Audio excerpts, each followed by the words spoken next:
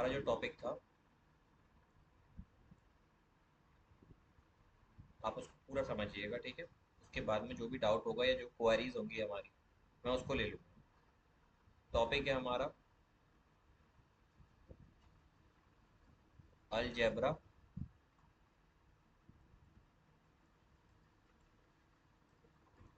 Of the vector. इसमें हम पढ़ेंगे एडिशन ऑफ वेक्टर, हम पढ़ेंगे सब्ट्रैक्शन ऑफ वेक्टर,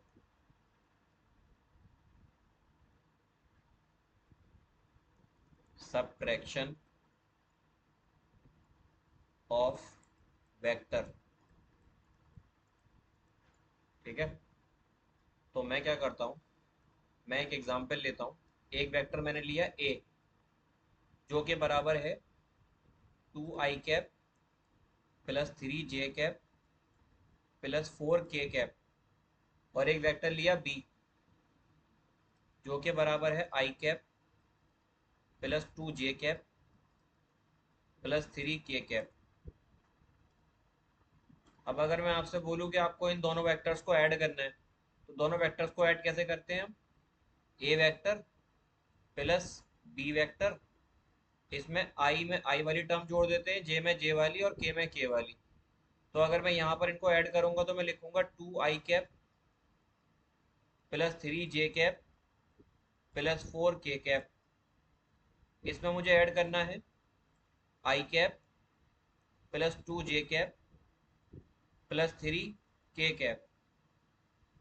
जब मैं इसको फर्दर ऐड करूंगा, 2i में i जोड़ूंगा तो 2i और ये वाला 1i, दोनों को ऐड करने के बाद कितना बनेगा? 3i कैप प्लस ये 3 है ये 2 है, जे जे वाली टर्म को जोड़ते हैं आपस में, तो 3 को 2 से ऐड करेंगे तो कितना हो जाएगा? 5j कैप, और 4k को 3 के साथ ऐड करेंगे तो हो जाएगा 7k कैप। तो इस तरीके से हम दो वेक्टर्स को ऐड करते हैं। इसके पीछे के दो रूल होते हैं, वो रूल हमने पढ़े थे। एक रूल था आपका ट्राइंगल लॉ, और एक था हमारा पैरेललोग्राम लॉ। उसका भी थोड़ा सा यहाँ पर बात कर लेते हैं, ठीक है। ये आपका आंसर आया है जब आपने दो वेक्टर्स को सम किया है।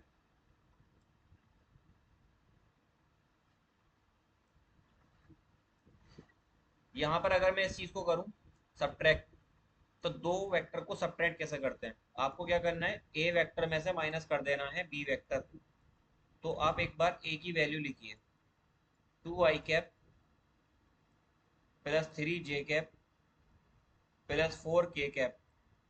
इसमें से आपको माइनस करना है 3i cap plus 5j cap and plus 7k cap. Minus करने के लिए पहले आप इस माइनस को अंदर ले जाइए, दोनों ब्रैकेट को ओपन करके।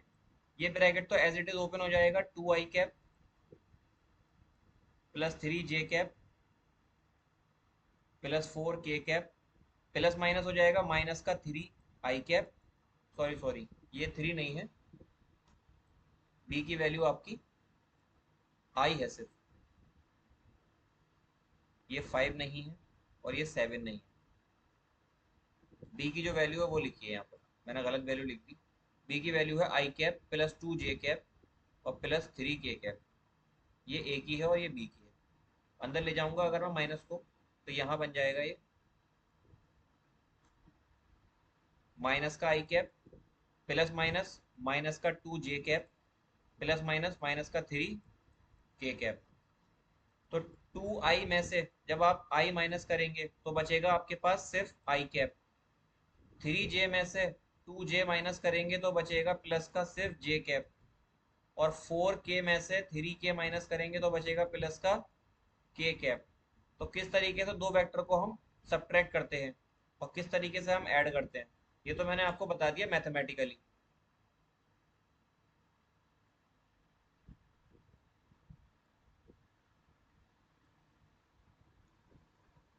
अब हम ग्राफिकली समझते हैं कि हम ग्राफिकली दो वेक्टर को किस तरीके से ऐड करते हैं।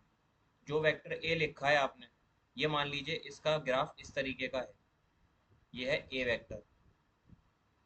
और बी वेक्टर की अगर बात करूं तो ये मान लीजिए आपके ये है बी वेक्टर, वेक्टर बी। अब अगर मैं आपसे कहूं कि ए और बी को जोड़ना है, तो ए और बी को जब आप जोड़ेंगे तो नया वेक्टर मिलेगा आपको, उसको बोलते हैं हम आर वेक्टर। किसी भी दो वेक्टर को जोड़ने या घटाने के बाद आपको एक वेक्टर मिलता है आर। तो ये जो आर वेक्टर है, इस वेक्टर को हम बोलते हैं resultant vector. Resultant vector.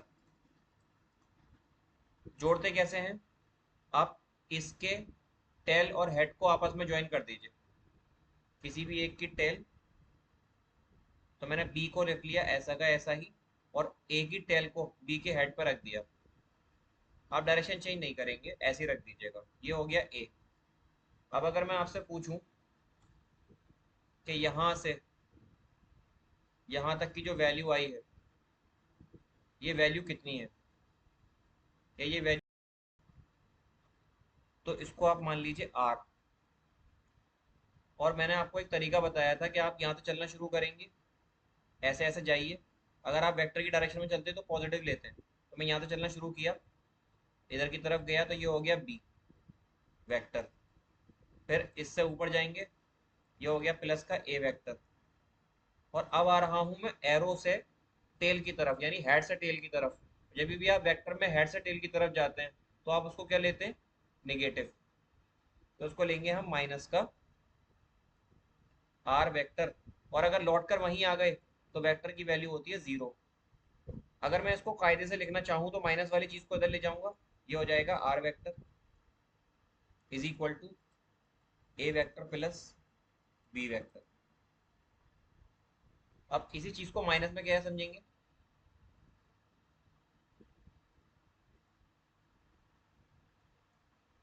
Minus में समझने के लिए थोड़ा इसको और जूम कर लेता हूँ।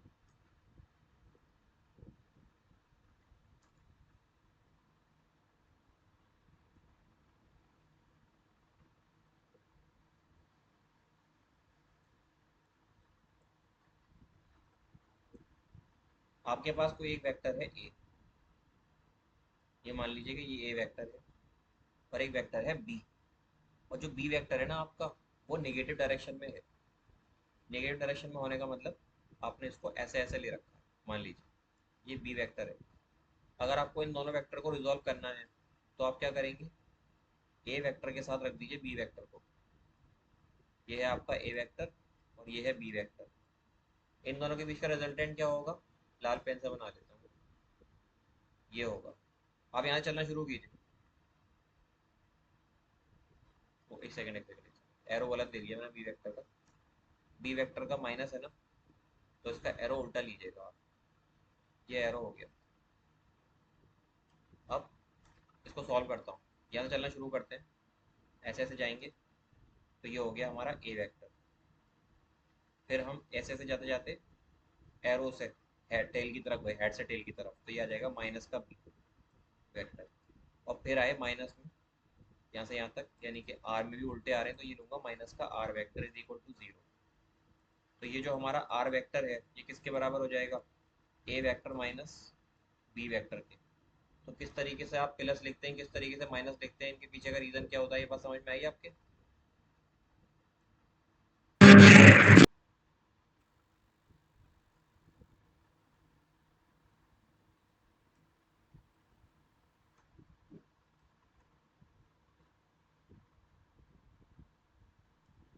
अब देखिए मैं आपको एक रूल पढ़ाता हूँ। रूल क्या है? एक है आपके पास ट्राइंगल लॉ, ट्राइंगल लॉ। और एक है आपके पास पैरेललोग्राम लॉ। ठीक है? ट्राइंगल लॉ की अगर बात करते हैं तो आप दो वेक्टर को जोड़ते हैं इसमें। ये मान लीजिए ये एक वेक्टर है और एक ये वेक्टर है। इस वेक्टर का नाम दे दीजिए ए वेक्टर, इसको नाम दे दीजिए बी वेक्टर। अगर मैं कहूँ कि इन दोनों वेक्टर का रिजल्टेंट कितना आएगा, तो रिजल्टेंट का मतलब आप इसकी टेल से इसके हेड तक जाइए, स्ट्रेट लाइन के साथ इसकी टेल से इसके हेड तक जाइए। ये हो गया आर वेक्टर। अब अगर आपसे मैं कहूँ कि यहाँ पर इसको अप्लाई कीजिए, तो अप्लाई कैसे करेंगे? आपको मैंने लिखाया था कि आर वेक्टर बराबर होता है A vector plus B vector. अभी पीछे ही लिखा है हमने इस चीज को। दूसरा है पैरेललोग्राम लॉ। पैरेललोग्राम लॉ कब लगता है? देखिए यहाँ तो सिंपल ट्राइंगल लॉ आपने लगा दिया, दोनों अलग अलग नहीं है, ऑलमोस्ट सिमिलर लॉ है। अगर आपका एक वेक्टर का हेड दूसरे वेक्टर की टेल के साथ कंबाइन कर रहा है तो आप ट्राइंगल लॉ लगाएंगे। लेकिन अगर आपके साथ कंडीशन ऐसी आ जाती है कि एक वेक्टर है, ग्रीन पेंसिल वाइट, एक वेक्टर का हेड दूसरे वेक्टर के हेड से कोलाइड कर गया, या एक वेक्टर की टेल दूसरे वेक्टर की टेल से कोलाइड कर गई, तो ऐसी कंडीशन जब भी आएगी आपके पास कि हेड पर हेड आ जाए या टेल पर टेल आ जाए, तो आपको पैरेललोग्राम लॉ लगाना पड़ेगा। इसमें तो सिंपली आप ट्राइंगल लॉ लगा कर निकाल सकते हैं। पैरेललोग्राम लॉ कैसे सॉल्व होता है? पैरेललोग्राम लॉ बताता है हमें कि अगर कोई ट्राइंगल या कोई वेक्टर, एक वेक्टर ये और एक वेक्टर ये, दो तरह के वेक्टर हैं, ये है वेक्टर ए और ये है वेक्टर बी।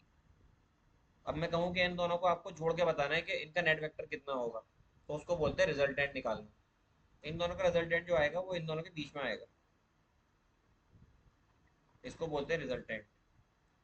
अब रिजल्टेंट के लिए आप क्या करते हैं? प्रोजेक्शन समझते हैं। जो आपने यहाँ वेक्टर बना रखा है, आप इसी वेक्टर को यहाँ बना दीजिए,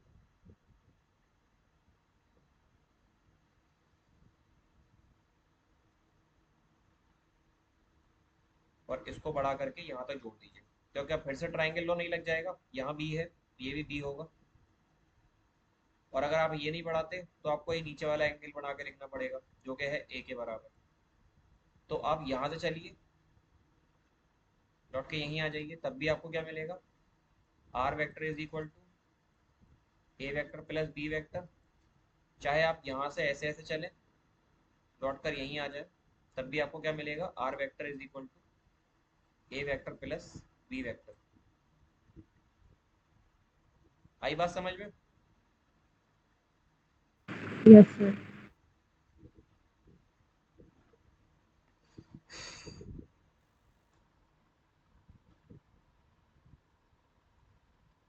अब हम क्या करते हैं, हम समझते हैं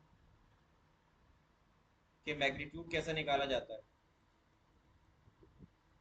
ये बात मैंने पहले भी बताई थी। अगर कोई वेक्टर v है तो उसको हम लिखते हैं x I cap plus Y J cap plus Z K cap की फॉर्म में।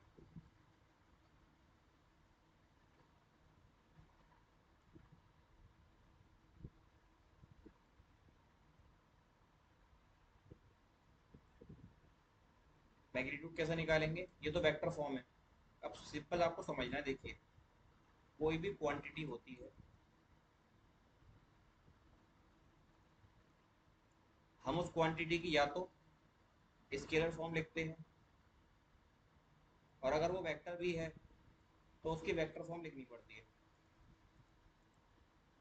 तो जो वेक्टर फॉर्म आपने लिखी है उसके मैग्नीट्यूड को हम क्या बोलते हैं? स्केलर बोलते हैं, क्योंकि वेक्टर में ही लिखा होता है कि वेक्टर जो होता है वो क्या होता है? ये होता है मैग्नीट्यूड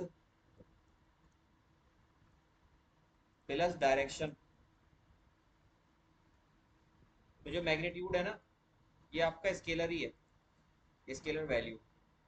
अगर मैं आपसे कहूँ कि इसका मैग्नीट्यूड निकालिए, जैसे हम कल मॉडुलस निकाल रहे थे ना, ऐसे ही हम मैग्नीट्यूड निकालेंगे। v की वैल्यू जो भी है उसके ऊपर आप ऐसे दो निशान लगा दीजिएगा, ठीक है?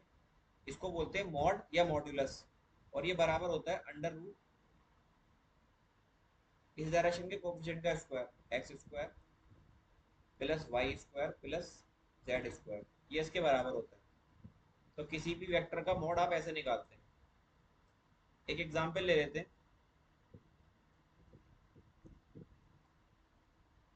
आपको एक वेक्टर दे रखा है, vector A is equal to I cap plus two J cap plus three K cap. और अगर मैं आपसे बोलूं कि ए का मैग्नीट्यूड निकालिए, कैसे निकालेंगे? अंडर रूट 1 का स्क्वायर प्लस 2 का स्क्वायर प्लस 3 का स्क्वायर, ये बराबर हो जाएगा √1 प्लस 4 प्लस 9, √14 के बराबर आ गया। तो ये आपका मैग्नीट्यूड निकालने का तरीका हो गया। किस तरीके से मैग्नीट्यूड निकालते हैं ये बात समझ में आई आपके? तो जो अब हम डेरिवेशन पढ़ने वाले हैं उसमें हम क्या पढ़ेंगे, किस तरीके से ट्राइंगल लॉ को ट्रीट किया जाता है वेक्टर एडिशन के लिए। ठीक है ना, इस पर ध्यान दीजिएगा आप, बहुत इंपॉर्टेंट टॉपिक है, यहाँ समझना बहुत ज़रूरी होता है ताकि अगर आगे तक की फिजिक्स आपको समझनी है तो। देखिए, आप यहाँ पर कंसीडर कीजिए कि आपको एक वेक्टर दे रखा है, इस वेक्टर का नाम है वेक्टर ए, और एक वेक्टर ये दे रखा है,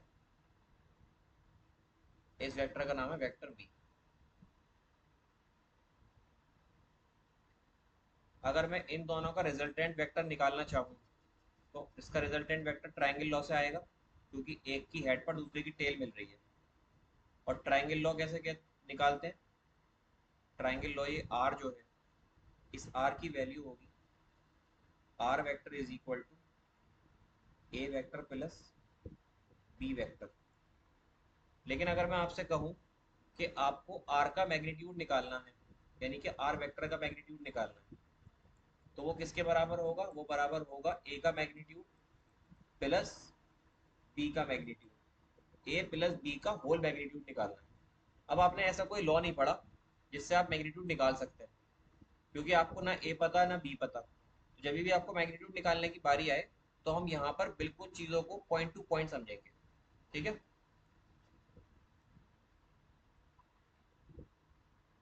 मैं क्या करता हूँ, मैं यहाँ पर थोड़ा सा कंस्ट्रक्शन करता हूँ, कंस्ट्रक्शन इन द सेंस कि मैं इसको आगे बढ़ा लेता हूँ यहाँ तक, और इसको भी, इसको मैं अगर नाम दूँ यहाँ से ओ, ये पॉइंट है पी, ये है ए, इसको मान लीजिए आप पी नहीं, इसको बी बी मानना सही रहेगा, पी मान लो चलो, ये ए है, और ये मान लीजिए आप बी। ठीक है, तो यहाँ से यहाँ तक की जो वैल्यू होगी, तो आपको यहाँ पर एक ट्राइंगल नजर आ रहा है इस तरीके का बना हुआ, कुछ कुछ ये राइट एंगल ट्राइंगल जैसे नजर आ रहा है बना हुआ, जिसमें पी भी है हमारे पास और ये ओ है।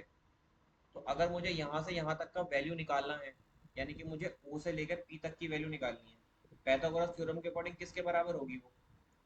बी पी का स्क्वायर प्लस ओ बी का स्क्वायर का अंडर रूट, ये पाइथागोरस थ्योरम के अकॉर्डिंग ये वाली कंडीशन आएगी। लेकिन यहाँ पर ना तो आपको पूरा ओ बी पता, ना आपको पी बी पता, तो ओ बी और पी बी कैसे निकालेंगे? इस चीज़ को समझने के लिए हम थोड़ी सी चीज़ें पढ़ते हैं। इसी डायग्राम को उठा के लाता हूँ, थोड़ा सा आगे चलते हैं।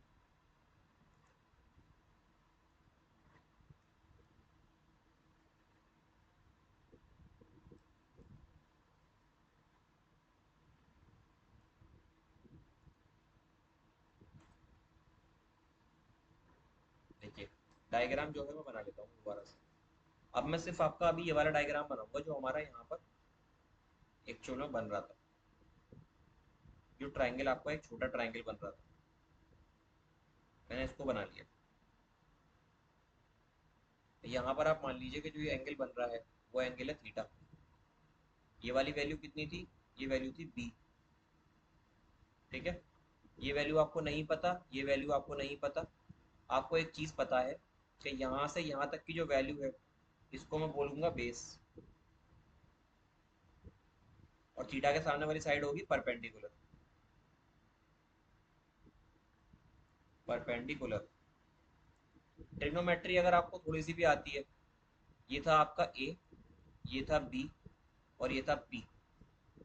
तो ट्रिग्नोमेट्री अगर मैं यहाँ पर अप्लाई करता हूँ, तो ट्रिग्नोमेट्री में जो साइन थीटा होता है, साइन थीटा बराबर होता है परपेंडिकुलर अपॉन हाइपोटेन्यूज के। परपेंडिकुलर की जगह क्या लिखूंगा?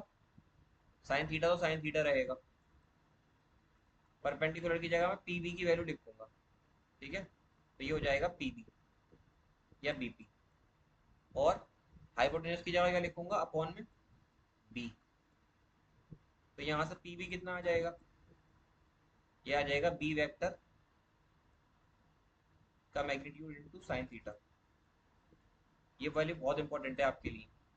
पी भी कितना आया है, बी साइन थीटा। अब अगर मैं यहाँ से कॉस थीटा की वैल्यू निकालता हूँ, इस ट्राइंगल में कॉस थीटा की वैल्यू, तो कॉस थीटा किसके बराबर होता है, बेस अपॉन हाइपोटेन्यूज के। बेस की वैल्यू कितनी है, बेस जो है वो आपका ए बी है, ए बी। और हाइपोटेन्यूज की जगह मैं लिखूंगा बी कॉस थीटा। तो ए बी की वैल्यू कितनी आ जाएगी, जो हमारा ए बी है वो आ जाएगा बी कॉस थीटा। ये दोनों बातें बहुत इंपॉर्टेंट है, ए बी कितना आया है और पी बी कितना आया है। अब मैं चलता हूँ जूम आउट करके इस कंडीशन में। देखिए अगर आपको ओ से लेकर बी तक की वैल्यू पता करनी है, तो ओ से बी तक की वैल्यू आप तभी पता कर पाएंगे जब आपको ओ से ए तक की वैल्यू पता है और ए से बी तक की पता है। तो यहाँ पर क्या मैं लिख सकता हूँ, ओ से बी तक की जो दूरी है वो बराबर है ओ से लेकर ए तक की दूरी प्लस ए से लेकर के बी तक की दूरी। ओ से ए की दूरी को आपने माना है ए, और ए से बी तक की दूरी को आपने माना है बी कॉस थीटा। तो ये हो जाएगा ए बी कॉस थीटा। ठीक है, ये किसकी वैल्यू आ गई, ओ बी की वैल्यू आ गई। अब अगर मैं आपसे कहूँ बीपी कितना है, तो बीपी बराबर है हमारे पास बी साइन थीटा। ठीक है, ये चीज बहुत इंपॉर्टेंट है आपके डेरिवेशन के लिए। आपको ओपी निकालना था, ओपी का मैग्नीट्यूड। ओपी का मैग्नीट्यूड बीपी के स्क्वायर प्लस ओबी के स्क्वायर के बराबर है। अब मैं क्या करता हूँ, अगली स्लाइड पे चलता हूँ, यहाँ चलता हूँ।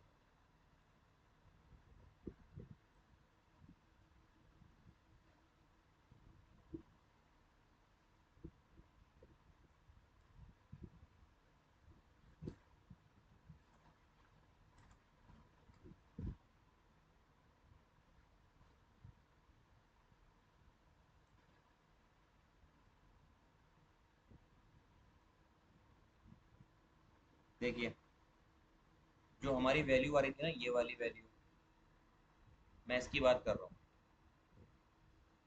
ये था P, ये था B, और ये था O। तो O से B तक की जो डिस्टेंस हमारी पीछे निकल कर आई है वो किसके बराबर आई है, A plus B cos theta. और जो B से P तक की दूरी आई है वो कितनी आई है, B साइन थीटा। अब अगर मैं आपसे पूछूं कि आप मुझे बताइए OP का स्क्वायर किसके बराबर होगा, तो OP का स्क्वायर बराबर होगा BP का स्क्वायर प्लस OB का स्क्वायर, क्योंकि ये है 90 डिग्री और आपका ये एक राइट एंगल ट्राइंगल बन रहा है। तो बीपी की वैल्यू यहाँ डाल दीजिए, बीपी किसके बराबर है, बीपी बराबर है बी साइन थीटा का होल स्क्वायर प्लस ये किसके बराबर है, ये बराबर है ओबी जो है ये बराबर है A plus B into cos theta का होल स्क्वायर। अब आप इस स्क्वायर को यहाँ पर कर दीजिए ओपन। जब ये स्क्वायर ओपन होगा यहाँ पर बनेगा B square sine square theta plus यहाँ पर लगेगी आइडेंटिटी, ए प्लस बी का होल स्क्वायर है ये। इसकी आइडेंटिटी होती है पहली गिनती का स्क्वायर प्लस दूसरी गिनती का स्क्वायर प्लस 2 इंटू पहली गिनती इंटू दूसरी गिनती, यही होती है। यानी कि यहाँ आप निकाल रहे हैं ओपी के स्क्वायर की वैल्यू। अब देखिए ए स्क्वायर को पहले लिख लो, क्या बचा आपके पास, B square sine theta plus B square cos theta. इसमें से ले लीजिए बी स्क्वायर कॉमन, अंदर बचेगा sine square theta plus cos square theta, और यहाँ बाकी बचेगा 2ab कॉस थीटा। तो ये बताइए sign square theta plus cos square theta किसके बराबर होता है, 1 के। तो यहाँ से जो ओपी स्क्वायर है हमारा वो किसके बराबर आ जाएगा, A square plus B square plus 2ab cos theta के। तो यहाँ से मैं डायरेक्ट ओ पी की वैल्यू जो कि बराबर है magnitude of the R vector, ये बराबर किसके आएगी, ये बराबर आएगी under root. Sine theta plus cos theta की वैल्यू लिखेंगे, जी तो sine theta plus cos theta की वैल्यू लिखेंगे। वैल्यू नहीं लिखेंगे, sine square theta plus cos square theta 1 के बराबर होता है। यहाँ 1 डाल दिया मैंने, 1 को बी स्क्वायर से मल्टीप्लाई करूंगा तो बी स्क्वायर ही आएगा। यहाँ पर आपका जो है ये वैल्यू आपने फार्मूले में रखी है। नहीं आई समझ में बात? सर आ गई। तो ये फार्मूला बनेगा A square plus B square plus 2ab cos theta. इस तरीके से आप दो गिनतियों के बीच का क्या निकालते हैं, मैग्नीट्यूड। दो क्वेश्चन के बीच का, दो वेक्टर के बीच का मैग्नीट्यूड निकालते हैं उन्हें सॉल्व करके, सम करके। अब मैं इसके पीछे का आपको समझाऊंगा लॉजिक, जब तक आप इसको एक बार शुरू से समझ लीजिए ये क्या हो रहा है यहाँ पर। ठीक है, मैं जूम आउट कर देता हूँ।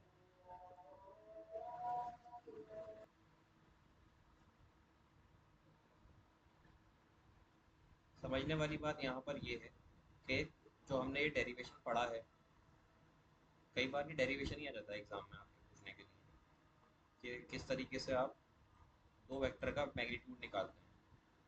आप मान लीजिए कि आपको एक वेक्टर दे रखा है, ए वेक्टर, ठीक है। इसके कंपोनेंट दे रखे हैं ए x I cap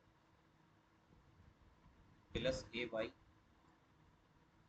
J cap plus A Z K cap, और एक वेक्टर दे रखा है वेक्टर बी जो के बराबर है B X I cap plus B Y J cap plus B Z K cap. ठीक है, आपको मैं अगर बोलूँ कि 1 बाई 1 इनका मैग्नीट्यूड निकालिए आप, तो मैग्नीट्यूड कैसे निकालेंगे आप ए वेक्टर का? उसका सिंपल तरीका होता है, सारी वैल्यूज का आपको स्क्वायर करके सम कर देना है। ए एक्स स्क्वायर ए वाई स्क्वायर ए जेड स्क्वायर। अगर मैं आपसे बोलूँ कि इसका निकालिए तो कैसे निकालेंगे? बी वेक्टर का magnitude is equal to under root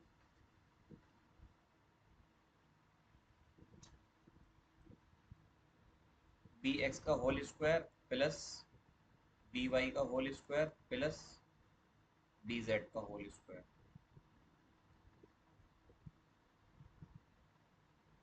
ये आपका मैग्नीट्यूड निकालने का तरीका हो गया। लेकिन अगर मैं कहूँ कि इन दोनों को आप ऐड कर दीजिए, ऐड कैसे करेंगे?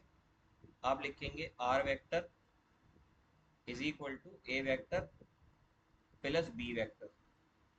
तो ऐड होने के बाद आपको क्या मिलेगा? आपको मिलेगा A X plus B X I cap plus A Y plus B Y J cap और A Z plus B Z K cap, यही मिलेगा। दूसरी चीज, अगर मैं आपसे बोलूँ कि इसका मैग्नीट्यूड निकालिए, आर वेक्टर का मैग्नीट्यूड, तो ये बराबर आ जाएगा अंडर रूट ए एक्स प्लस बी एक्स का whole square plus A Y plus B Y का whole square plus A Z plus B Z का होल स्क्वायर, ये इसके बराबर आ जाएगा। ये तो आपने नॉर्मली मैग्नीट्यूड निकालना सीख लिया।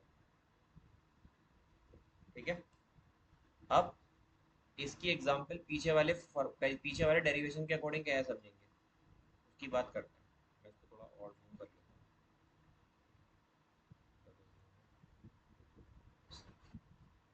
ठीक है,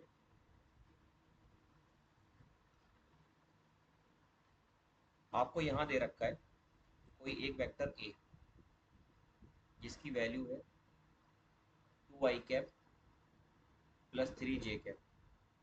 एक वेक्टर दे रखा है वेक्टर बी, ये बराबर है 3i cap plus 2j cap. अब सबसे पहले आप इनका निकालिएगा मैग्नीट्यूड।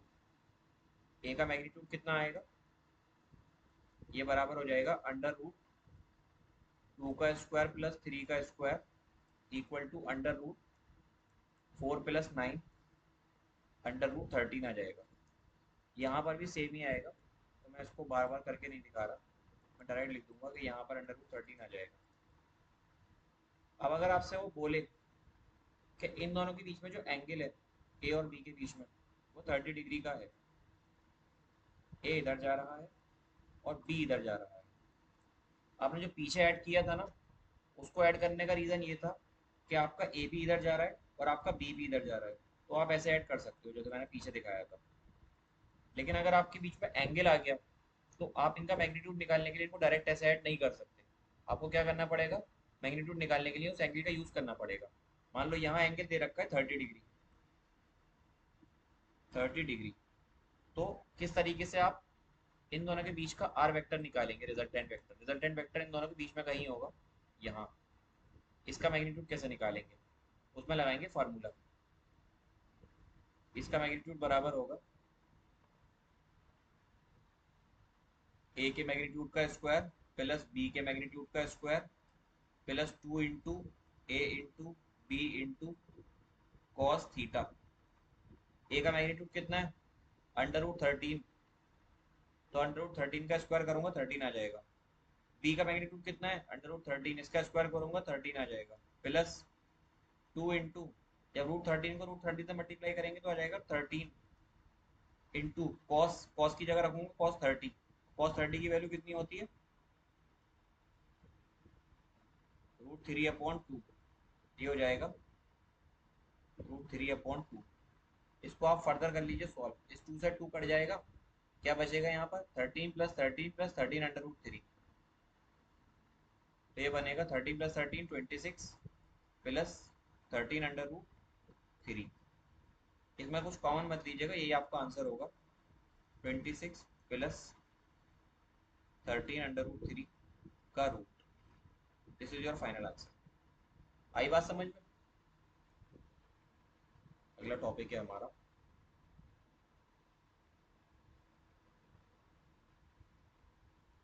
मल्टीप्लीकेशन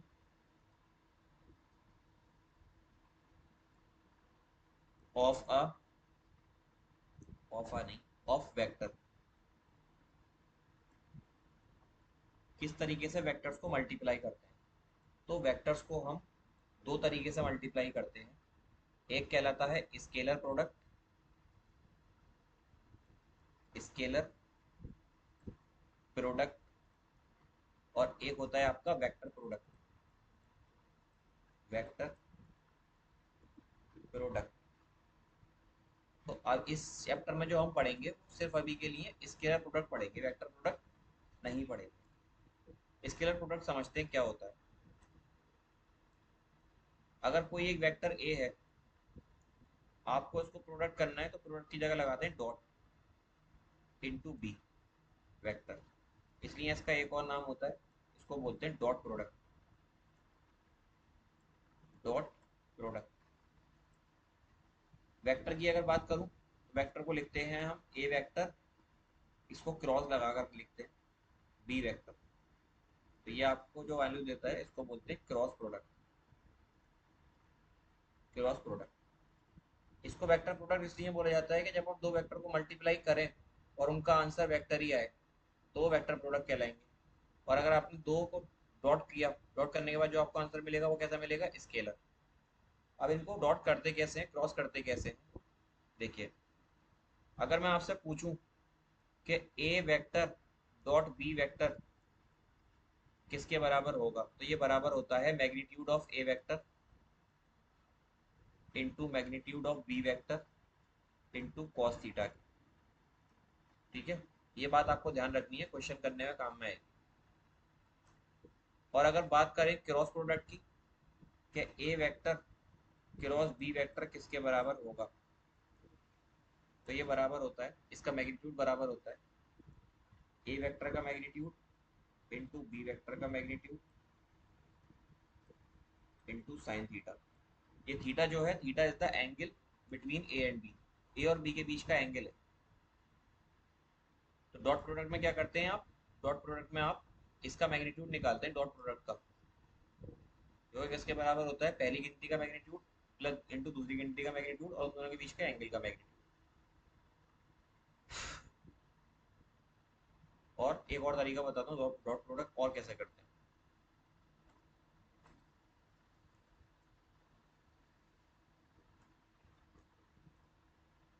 अगर आपको कोई एक वेक्टर दे रखा है ए, इसकी वैल्यू है ए x I cap plus A Y J cap plus A Z K cap. एक और वेक्टर दे रखा है बी, इसकी वैल्यू है B X I cap plus B Y J cap plus B Z K cap. अगर मैं आपसे बोलूँ कि इनको डायरेक्ट प्रोडक्ट कीजिए या इनका आपको निकाल के बताना है कि इन दोनों का डॉट प्रोडक्ट कितना होगा, तो डॉट प्रोडक्ट हम करते हैं, एक तो ये तरीका होता है डॉट प्रोडक्ट करने का कि आप A vector dot B vector रख दीजिए। ए की जो वैल्यू है ए x I cap plus A Y J cap plus A Z K cap, इसको डॉट करते हैं किसके साथ, B X I cap plus B Y J cap plus B Z K cap. Dot करने का तरीका होता है, वैसे तो करते सभी से हैं लेकिन मैं आपको शॉर्ट ट्रिक बताता हूँ। आप आई को आई से कर दीजिएगा, जे को जे से कर दीजिएगा और के को के से मल्टीप्लाई कर दीजिएगा, तो इनका डॉट प्रोडक्ट कितना आएगा निकल करके, डॉट प्रोडक्ट आएगा A X into B X plus A Y into B Y plus A Z into B Z. इसमें मैंने सिर्फ इसको इससे किया है, वाई को वाई से और जेड को जेड से। तो आपके दिमाग में आना चाहिए सर आई को इससे भी तो करेंगे, आई को के से भी तो करेंगे। उसके लिए मैं आपको यहाँ बता देता हूँ कि जब भी आप आई को डॉट करते हैं आई के साथ तो आता है 1, जे को डॉट करते हैं जे के साथ तो आता है 1, के को डॉट करते हैं के साथ तो आता है 1।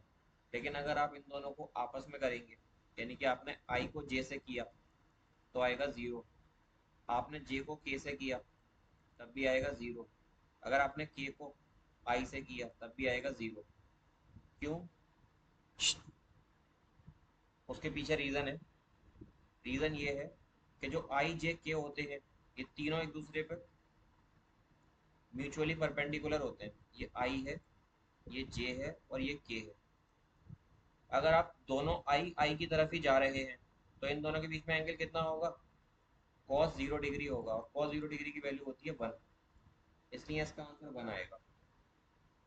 और अगर बात करूं आई इंटू जे की, तो अगर आपने आई को जे से डॉट किया तो आपको रखना पड़ेगा आई का मैग्नीट्यूड, जे का मैग्नीट्यूड, cos थीटा, और cos थीटा की वैल्यू आई जे के बीच में कितनी है, आई और जे 90 डिग्री है, तो यहाँ पर आपको कितनी रखनी पड़ेगी, cos 90 डिग्री, और cos 90 कितना होता है 0, इसलिए ये वाली सारी वैल्यूज आपकी 0 आई हैं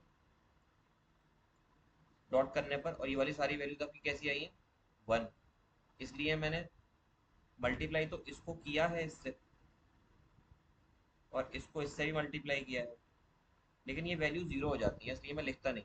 तो किस तरीके से डॉट प्रोडक्ट निकालते हैं, ये बात समझ में आई आपकी। तो ये सर को मेरा आई के जे के और जेड के अपनी एक एग्जाम्पल लेके समझते हैं कि दो गिनतियों का डॉट प्रोडक्ट कैसे निकालेंगे आप, ठीक है।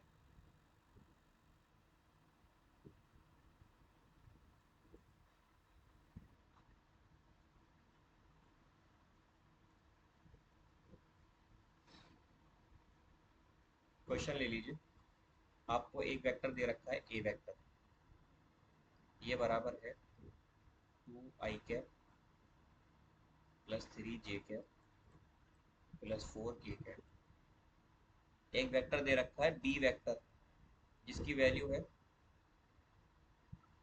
2 i cap plus 4 j cap plus 2 k cap. अब अगर मैं आपसे बोलूं कि आप इन दोनों का डॉट प्रोडक्ट निकालिए। तो डॉट प्रोडक्ट कैसे निकालते हैं?